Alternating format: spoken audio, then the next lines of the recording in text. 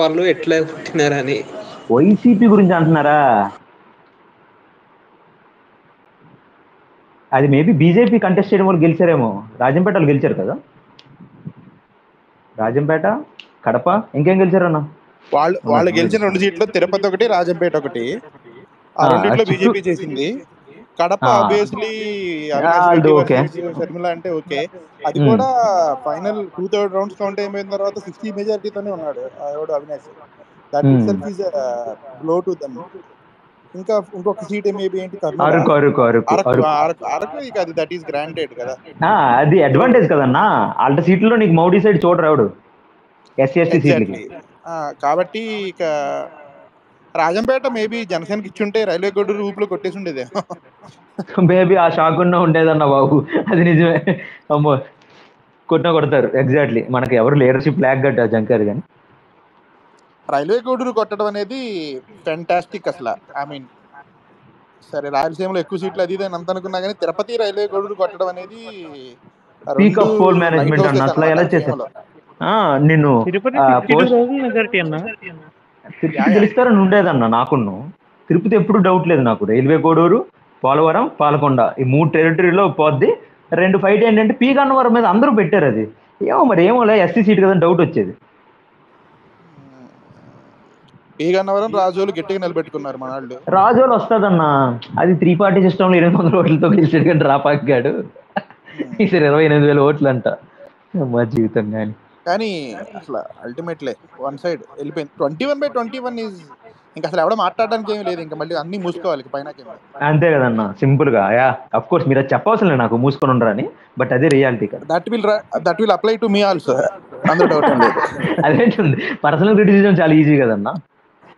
Easy అంటే 24 seats తీసుకుని 21కి compromise అయ్యి, 3 ఎంపీస్ తీసుకుని 2కి కాంప్రమైజ్ అయ్యి 2 months బ్యాక్ ఉన్న సిచ్యువేషన్ లో కాదు, మళ్ళీ ఓడిపోతుంది అనుకున్న నెగిటివ్ సిచ్యువేషన్ లో నుంచి టీడీపీ ఎటు ఓడిపోద్ది కాబట్టి నువ్వు టీడీపీతో కలవద్దు, బయటకు వచ్చి సెంటర్ లో క్యాబినెట్ లో మినిస్టర్ అయిపో, కాకినాడ ఎంపీ చేయి, టీడీపీ చచ్చిపోద్ది, అసలు ఇలాంటి ఏవేవో లెక్కలు వేసుకున్నా. అంటే నేనే కాదు, మెజారిటీ చాలా మంది ఇలా, నాకు ఆఫ్లైన్ లో ఫ్రెండ్స్ కూడా చాలా మంది ఎక్స్ప్రెస్ చేసిన వాళ్ళే.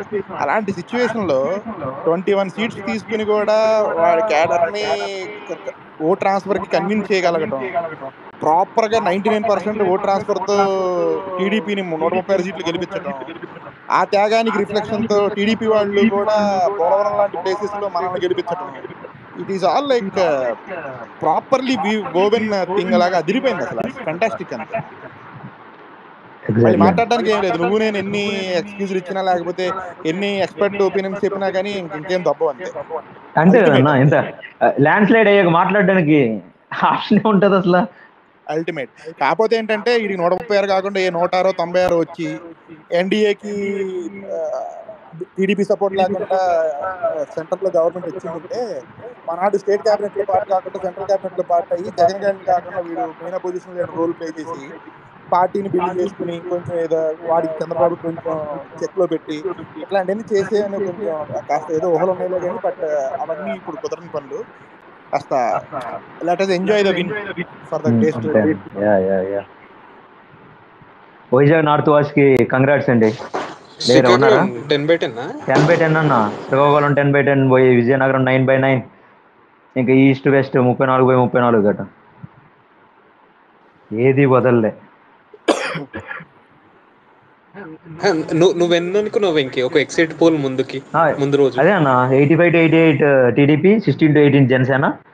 అదే 68-71 జగన్ అనుకున్నా.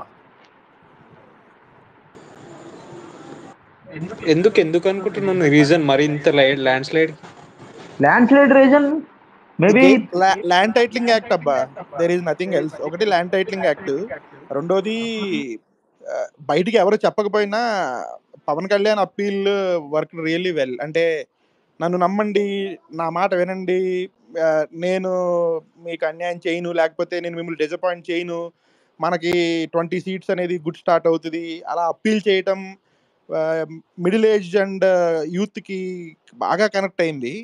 సో బయటికి ఎక్స్ప్రెస్ చేయకపోయినా కానీ సైలెంట్గా అది